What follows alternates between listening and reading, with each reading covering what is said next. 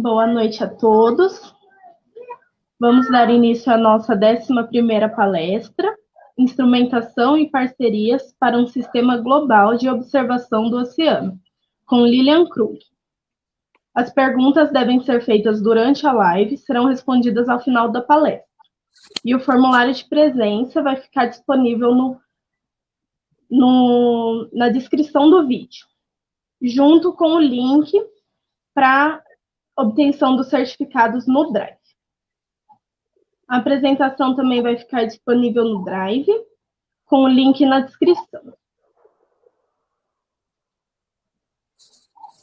A Lilian é bacharel em Oceanografia pela UFPR, mestre em Sensoriamento Remoto pelo INPE, pós-graduada em Oceanografia Observacional pelo Centro de Excelência NF Pogo, no Bermuda Institute of Ocean Sciences de Bermuda, e doutora em Ciências do Mar, da Terra e do Ambiente pela Universidade do Algarve, em Portugal. Ela tem experiência em aplicação de dados de satélite e modelos computacionais em estudos costeiros e oceanográficos, com ênfase em análise de padrões espaço-temporais da interação oceano-atmosfera, variabilidade climática e seus impactos na produtividade primária, bem como em ecossistemas marinhos e costeiros.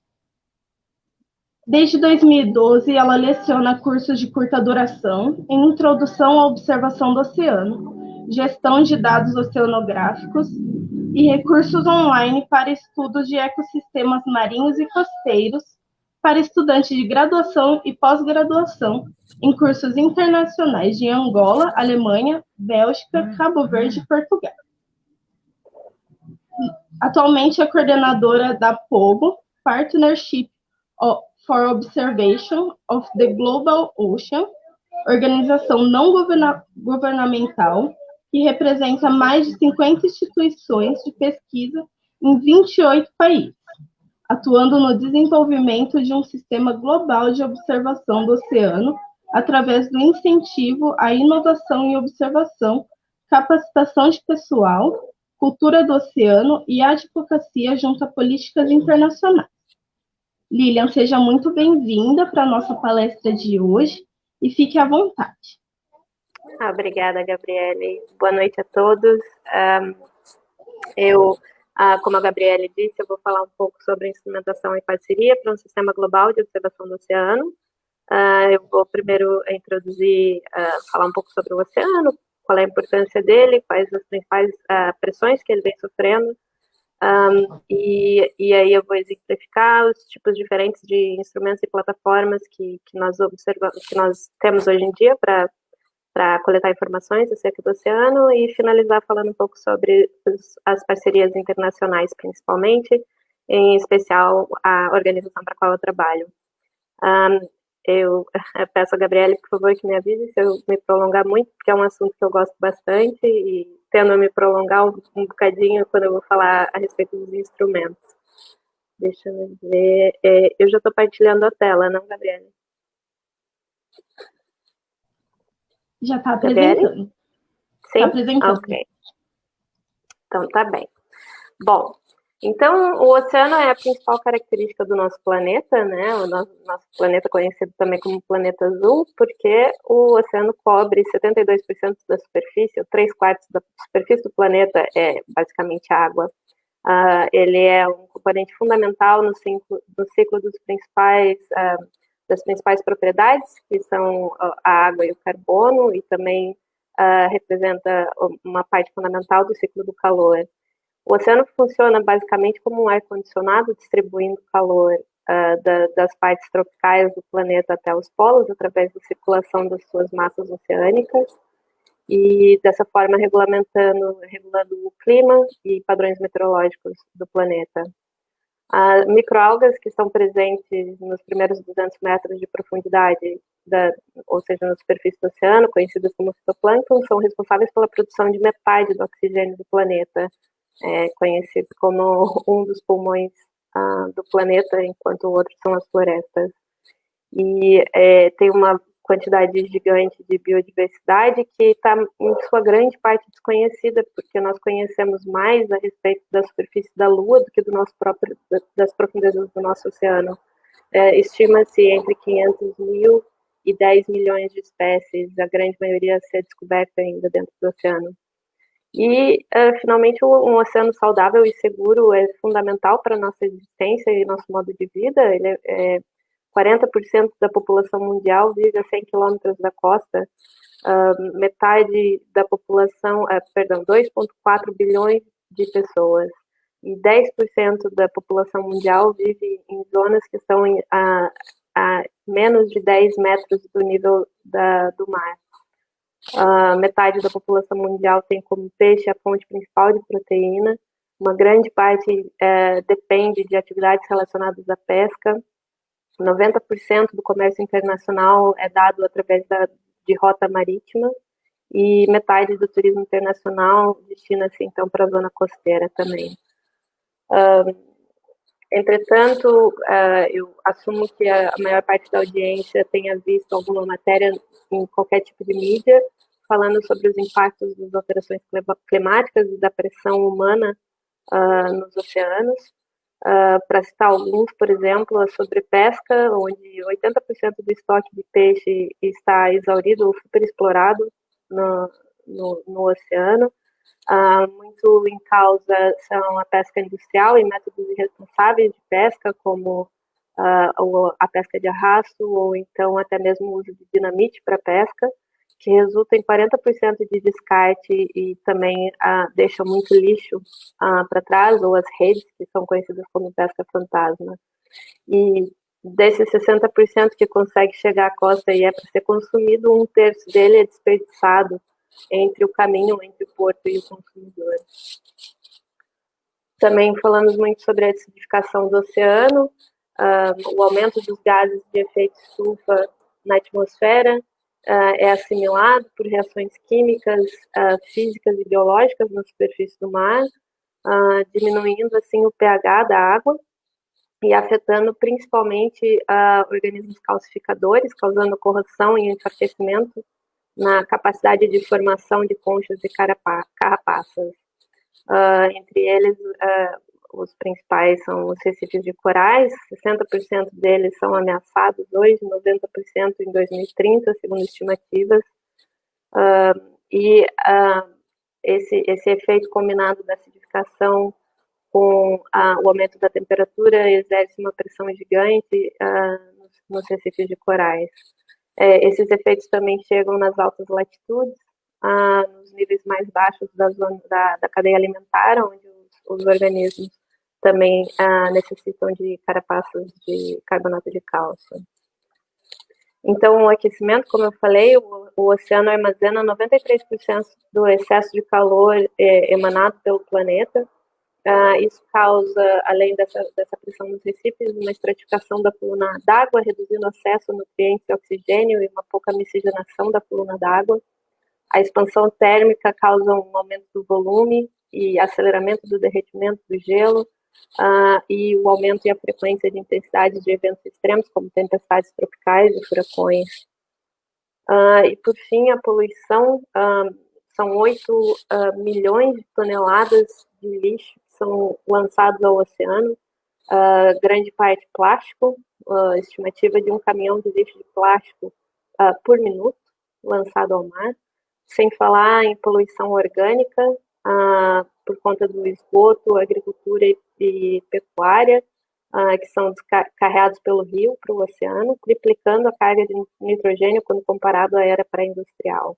Isso faz com que tenha um aumento da produtividade primária, muitas vezes organismos tóxicos, causando as marés vermelhas, ou harmful algal blooms, como são conhecidas, e também zonas mortas, ou zonas com oxigênio com baixo nível de oxigênio, como a Baía de Guanabara, no Rio de Janeiro, por exemplo. Então, do meu ponto de vista, de uma pessoa que trabalha com ciência, é incontestável que essas alterações vêm acontecendo e que, em grande parte delas, têm sido por conta da nossa pressão do homem, mas ainda assim tem gente que acha que isso é uma falácia E o mais perigoso é que tem gente que tem poder político, como pessoas bastante conhecidas no governo dos Estados Unidos e do Brasil, que não acreditam ou que criam histórias dizendo que isso é fabricado. Entretanto, como diz um ídolo meu e discípulo do Carl Sagan, uma boa coisa sobre a ciência é que ela é verdade, querendo você acreditar ou não. Então, nós utilizamos a ciência para poder verificar essas informações e um passo fundamental disso é a observação do oceano. Então, o monitoramento do oceano ele é crítico para a gente entender os efeitos e as consequências dessas alterações, para a gente prever futuras mudanças e entender como é que a gente pode utilizar os recursos marinhos de uma maneira sustentável. Observações contínuas e sistemáticas desenvolvem a nossa habilidade de prover a informação em nível global, regional ou local, entendendo variações, separando o que é um padrão natural de um padrão anômalo, ou né, que foi acrescentado recentemente, e melhorando a nossa maneira de prever o que vai acontecer no futuro. O principal é a gente conseguir agregar informação e transformar isso em evidência para entregar para a sociedade e principalmente para tomadores de decisão, para que eles possam tomar ações que ajudem a mitigar, proteger, adaptar e restaurar dessas alterações. O desafio, entretanto, é que o oceano, como a gente já falou, é muito grande, é 3/4 da superfície do planeta, ele chega a 14 quilômetros de profundidade, ou seja, é impossível a gente analisar ele como um todo. É extremamente difícil de você ir até as grandes profundidades, ou até mesmo se deslocar ao centro dos giros oceânicos, e, por consequência, isso sai bastante caro. Para além disso, ele está em constante movimento. Ou seja, quando eu pego um navio de pesquisa e saio do ponto A até chegar ao ponto B, as condições do oceano já estão alteradas. Sem falar que o fato dele estar em constante movimento também é um problema para a pessoa, no meu caso, por exemplo, que sofro bastante de enjoo. Quando eu saio para uma expedição oceanográfica, eu tendo a ficar com esse aspecto passando mal.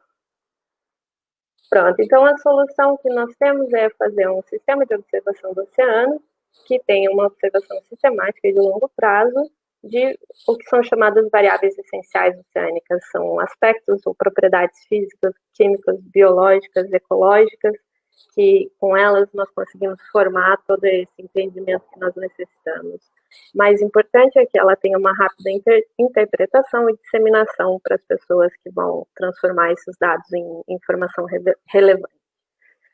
Para isso, nós temos, então, instrumentos e plataformas que são in situ e remotas, que funcionam para nós coletarmos informações, não necessariamente nós tendo que nos deslocar até o oceano. Eu vou agora, a seguir, falar um pouco a respeito de algumas delas. Tem muitos mais a serem discutidas, mas eu vou falar de umas que, do meu ponto de vista, são as mais interessantes. Para começar, o navio de pesquisa, os navios oceanográficos são as ferramentas principais de um oceanógrafo ou da pesquisa oceanográfica. Ele está desde a época de Darwin, realizando coletas, serve como uma plataforma de lançamento de instrumentação, como boias e derivadores, ou até mesmo veículos submersíveis. E esses navios eles são equipados para o ambiente e para o propósito da campanha. Então, se vão para as altas latitudes ou para os polos, eles precisam de quebradores de gelo. Se vão fazer coleta em oceano profundo, precisam de perfuradores ou submersíveis. E também podem levar equipamento que vai coletando informação à medida que ele vai se deslocando, como as sondas de fluxo contínuo. O principal equipamento a bordo de um navio é conhecido como a Rosette CTD.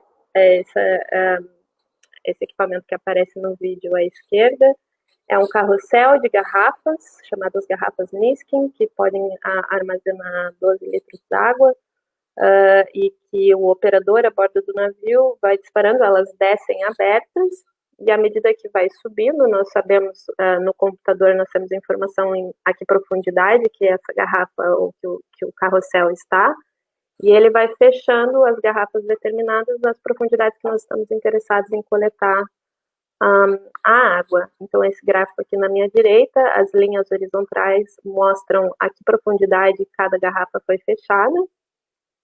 E as linhas verticais que aparecem, como essa verde, por exemplo, o azul e a vermelha, são perfiladores, ou seja, um CPD, um instrumento que faz o perfil de temperatura, pressão, salinidade e muitas vezes de outras variáveis, como a fluorescência, por exemplo, que nos dão informação na escala vertical de questão de centímetros. A seguir, nós temos os navios de oportunidade, que são navios voluntários, cujo propósito principal não é a pesquisa, mas eles se voluntariam para levar o equipamento à medida que eles vão transitar de qualquer maneira.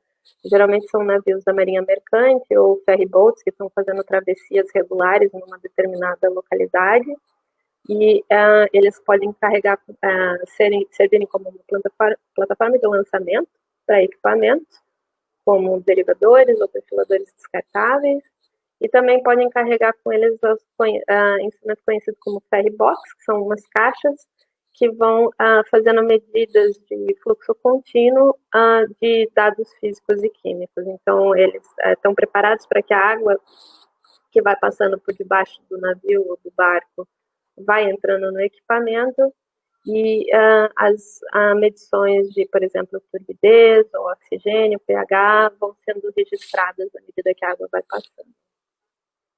Um outro equipamento que também é bastante comum nos navios de oportunidade é o Continuous Plankton Recorder. Foi um equipamento desenvolvido por uma organização inglesa localizada em Plymouth, a Sir Alistair Hardy Foundation, e que funciona desde 1931. É um equipamento de 1 metro de comprimento, mais ou menos.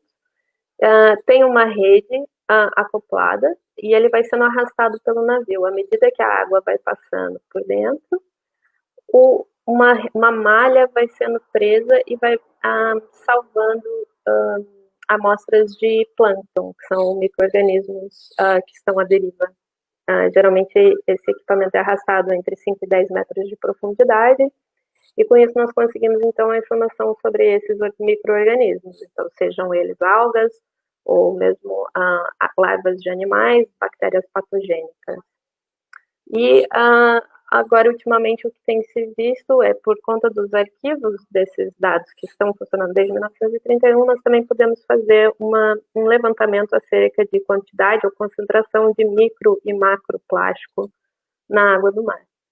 Aqui tem um exemplo do relatório dessa organização do ano passado, mostrando, então, a análise de macroplástico que foi preso no equipamento.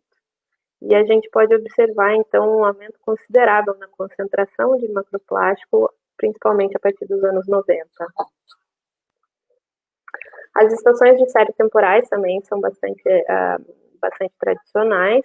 São localidades no centro do oceano, ou até mesmo em regiões mais próximas à costa, que são um local fixo e que navios vão visitar regularmente para levantar uma variedade de parâmetros.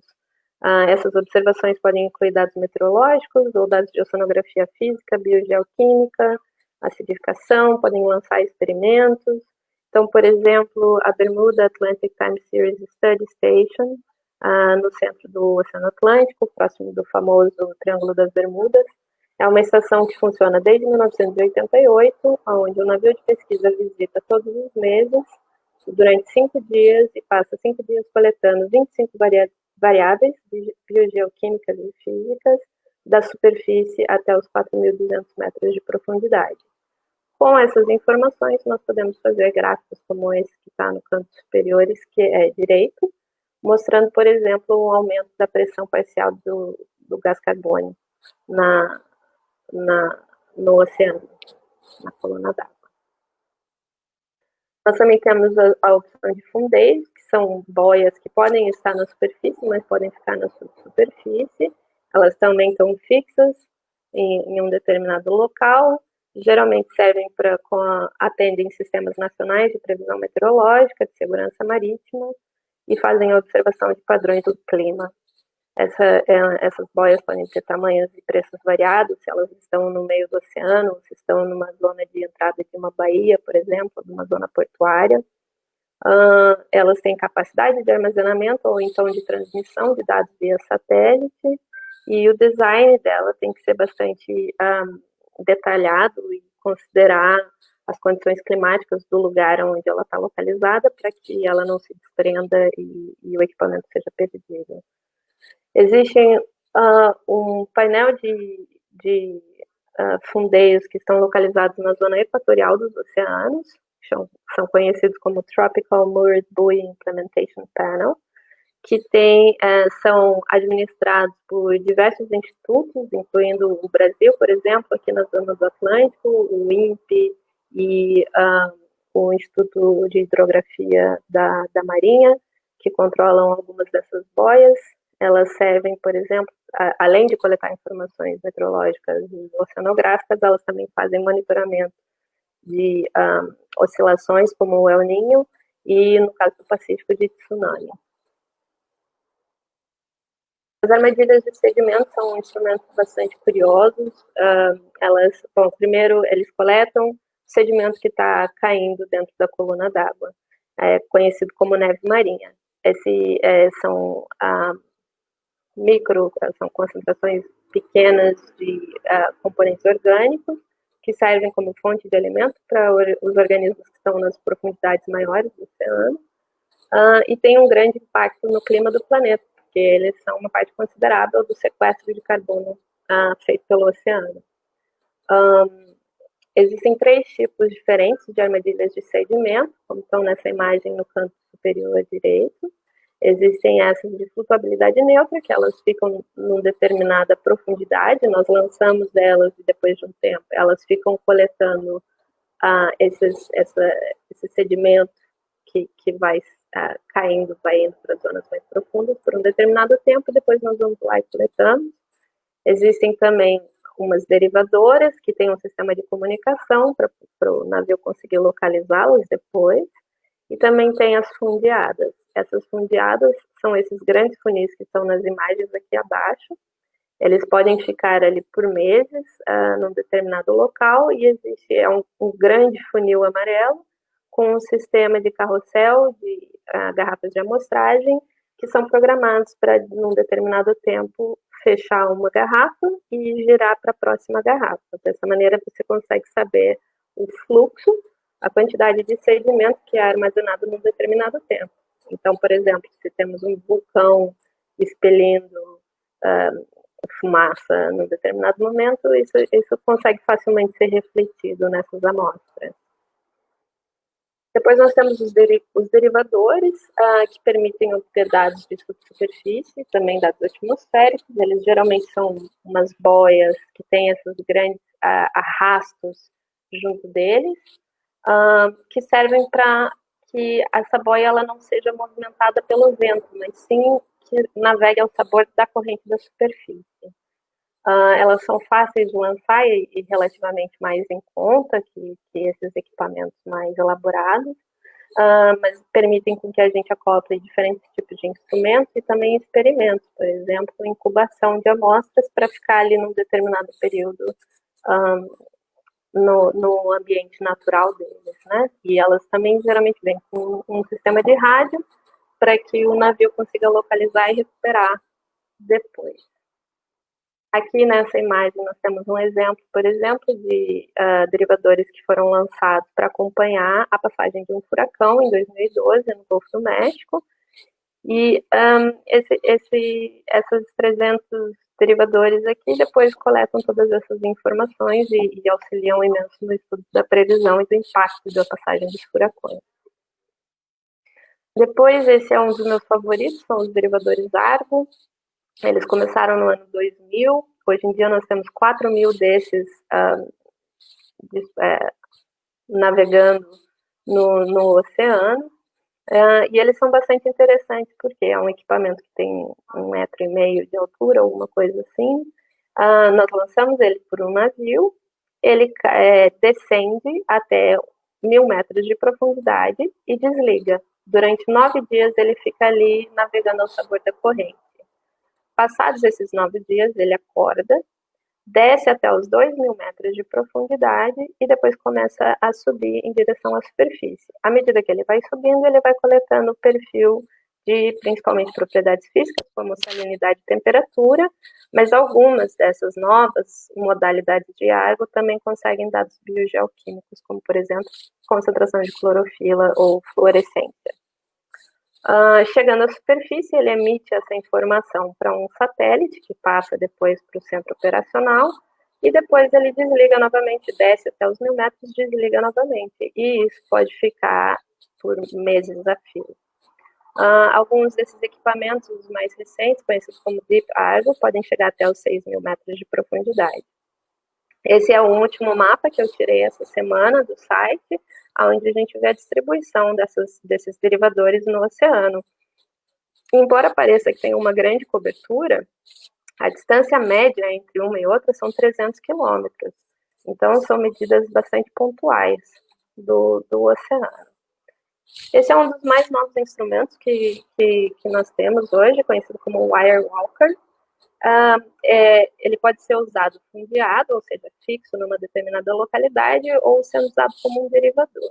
Funciona como uma boia e um cabo que pode ser até de 500 metros de profundidade. E dentro desse recipiente amarelo, nós colocamos a instrumentação que você está interessada em obter informação. Então, por exemplo, pronto. E depois você lança ele no mar, ele pode ficar por até 26 horas, o que eu consegui informação, talvez seja mais, e ele utiliza a energia das ondas para alimentar as baterias. Então, o que acontece esse equipamento amarelo fica subindo e descendo nesse cabo, fazendo um perfil dessa informação. Então, aqui tem um vídeo, não vou conseguir fazer funcionar.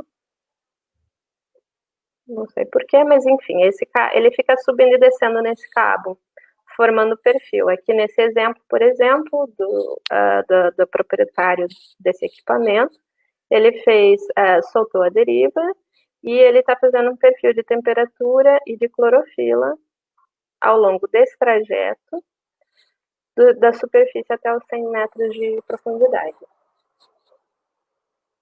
Agora o vídeo funciona. Pronto, então o equipamento fica subindo e descendo no cabo, ele pode estar solto à deriva no oceano, e essa boia geralmente facilita a recuperação do equipamento, ou ele pode ficar, por exemplo, na frente de uma baía ou algum local de interesse.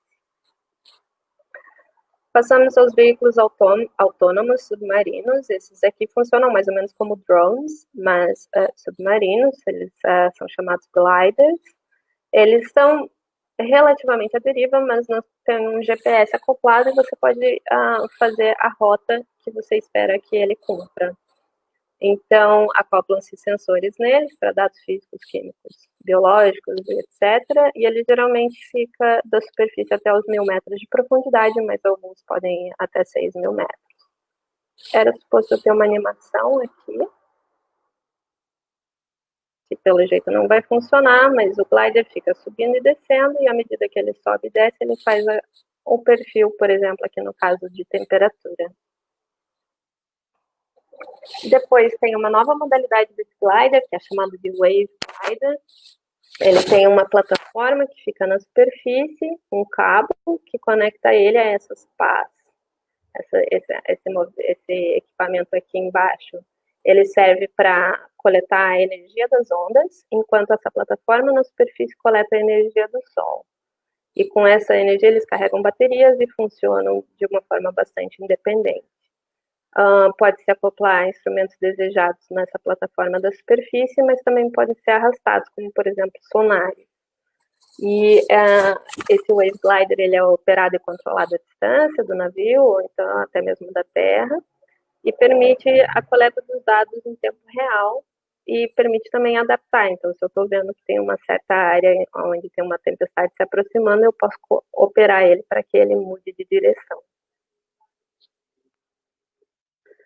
Outros veículos operados remotamente são os ROVs. Eles geralmente são conectados ao navio através de cabos e o operador controla ele com o joystick. Eles têm câmeras, luzes, manipulador para coletar as amostras.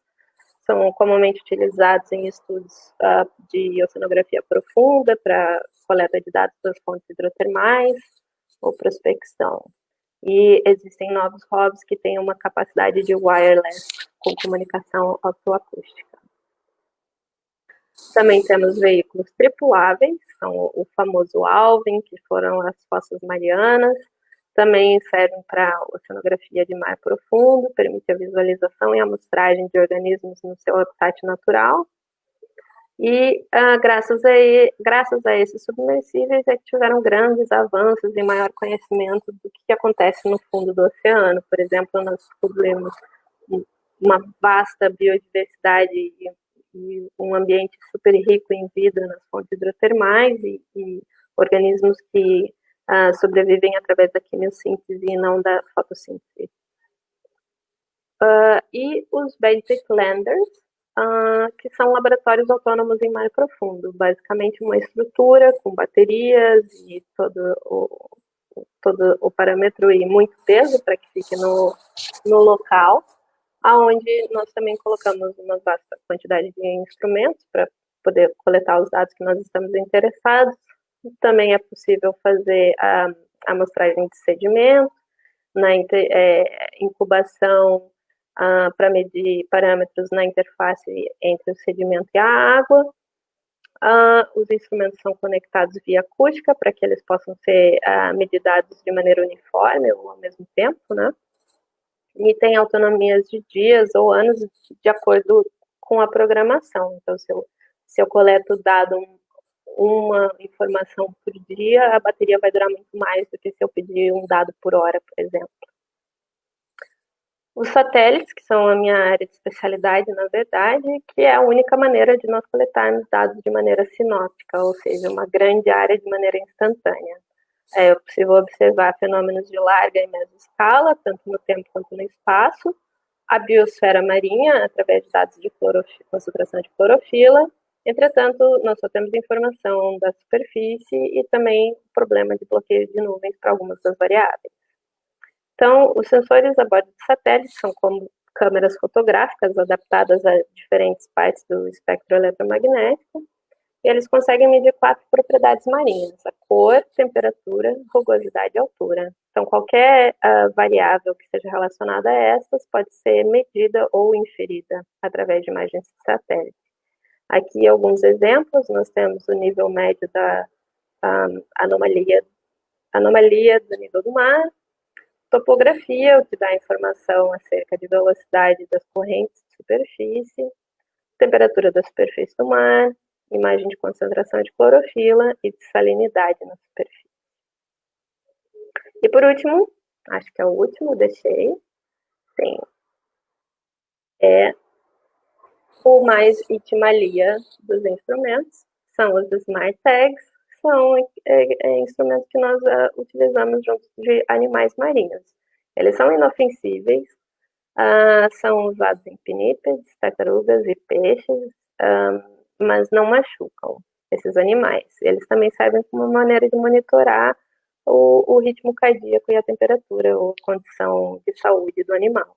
Geralmente eles provêm informação a respeito do ambiente físico, dados de temperatura, salinidade, a profundidade para o qual o animal se desloca, e é uma boa maneira da gente estudar os hábitos desses animais. Existe uma ferramenta no Google Earth que é possível nós acompanharmos, por exemplo, esse tubarão, saber de onde que ele saiu, para onde ele vai, ou atum.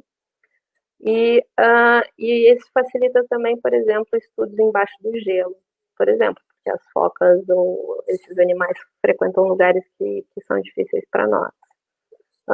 Quando o animal emerge à superfície, os dados são emitidos via satélite para a operadora e assim vai. Então, tem toda essa variedade de dados, eles são geralmente direcionados a todas essas operadoras, recebidos, processados e disponibilizados por diferentes centros.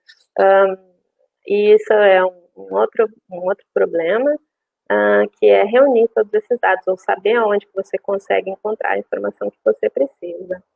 Então, a Comissão Intergovernamental Oceanográfica da Unesco criou esse catálogo chamado ODIS, aonde eles tentam reunir a informação.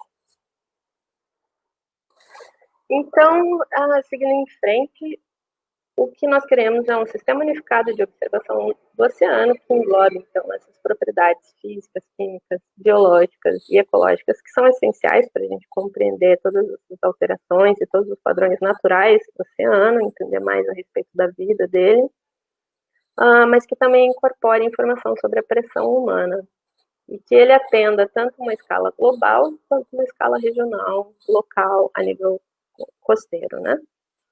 Que essa informação esteja disponível gratuitamente para que ela possa ser usada numa variedade de aplicações, levantamentos, previsões e serviços por todo mundo, qualquer pessoa interessada. E isso necessariamente precisa de uma capacitação da observação, especialmente em países em desenvolvimento. Eu chamo a atenção aqui para essa figura na parte de cima, descontando, por favor, ignorem esses círculos azuis. Esses círculos azuis são aqueles derivadores árabes que nós estávamos falando. Concentre-se nos pontos vermelhos, amarelos e verdes.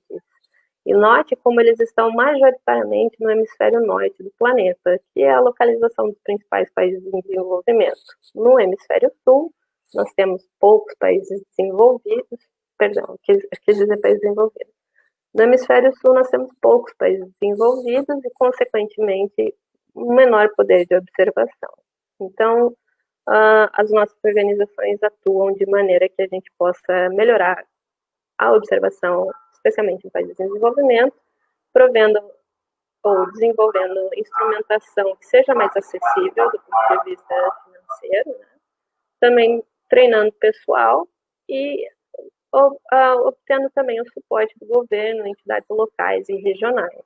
Essa imagem aqui de baixo mostra a quantidade de publicação científica feita no mundo, e é outra maneira de observar como o hemisfério norte tem um poderio maior em termos científicos.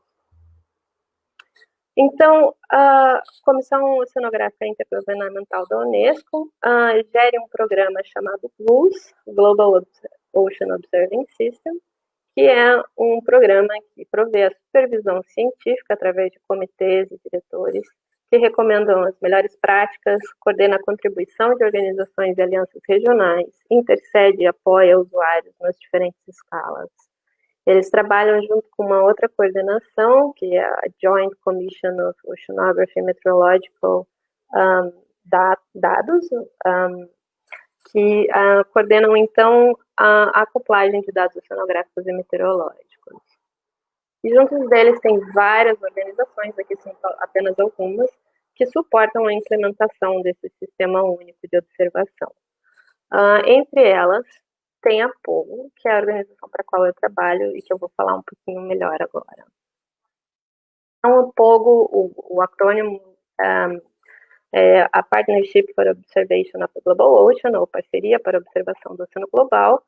É uma organização não governamental criada em 1999 por 8 diretores das principais instituições oceanográficas do mundo, entre elas o Instituto Oceanográfico da Universidade de São Paulo. Ele foi criado como um fórum, um consórcio internacional, que é representado por seus diretores.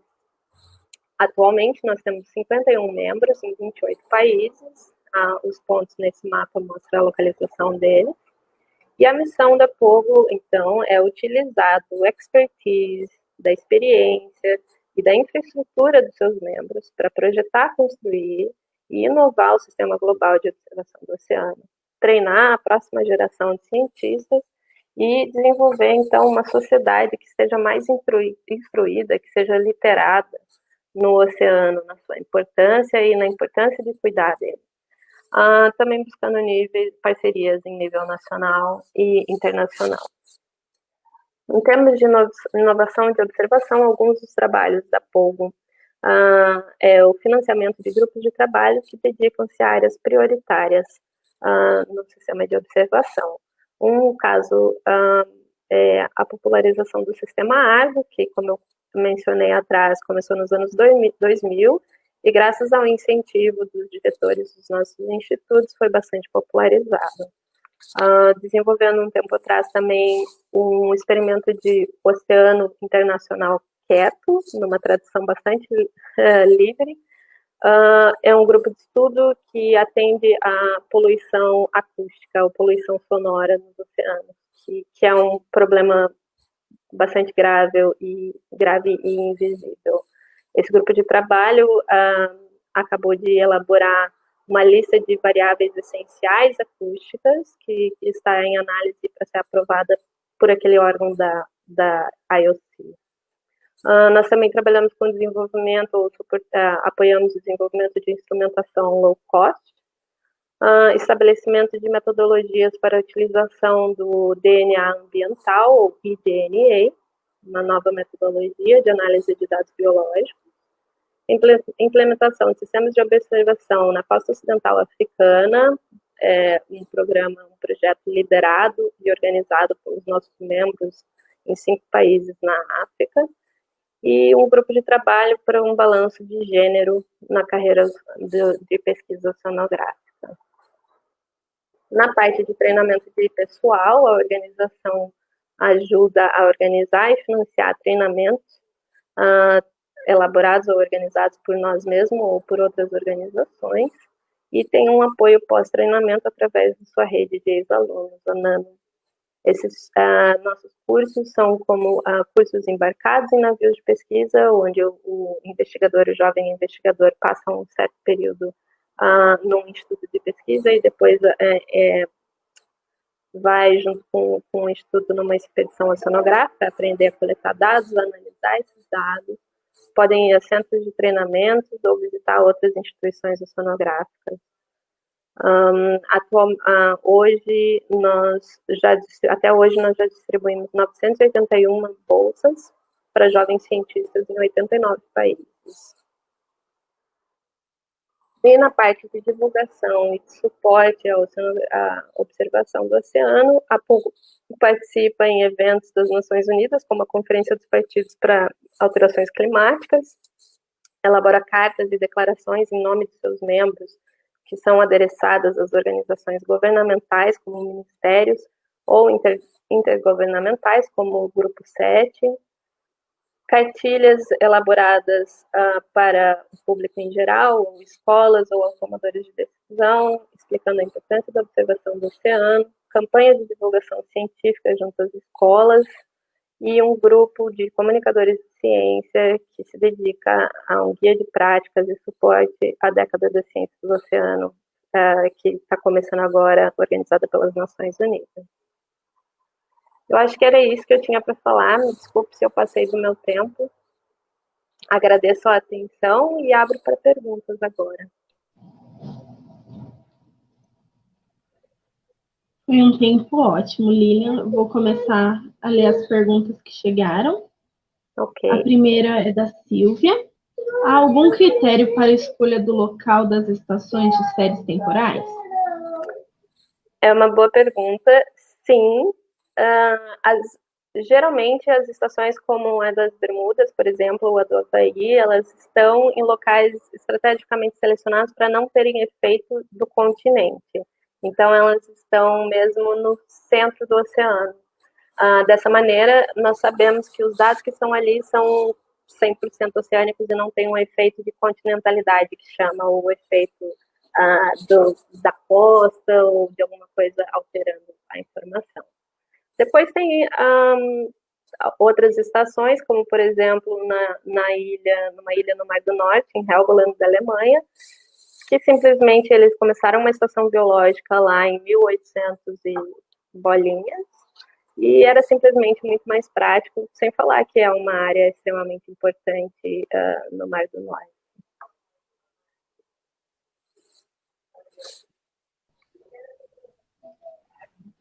A próxima pergunta é do Roger.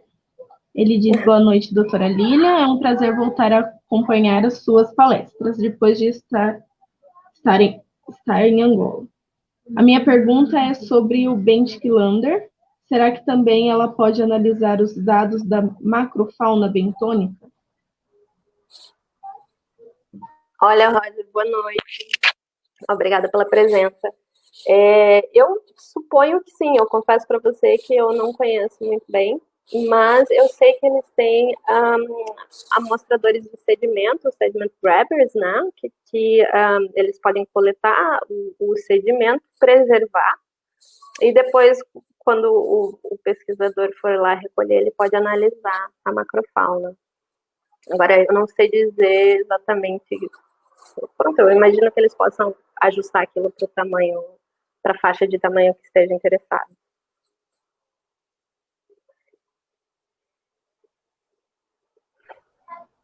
Critério para participar dos treinamentos. Sim, boa. No caso dos treinamentos organizados pela Pogo, é preciso um background em ciências do mar.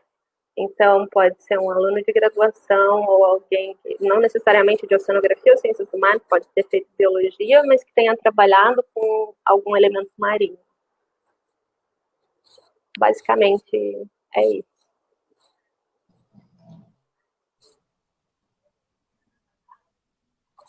Essa foi a nossa última pergunta de hoje. Quero agradecer novamente por estar aqui conosco e lembrá-los que o formulário de presença está na descrição do vídeo. Boa noite a todos. Obrigada e boa noite.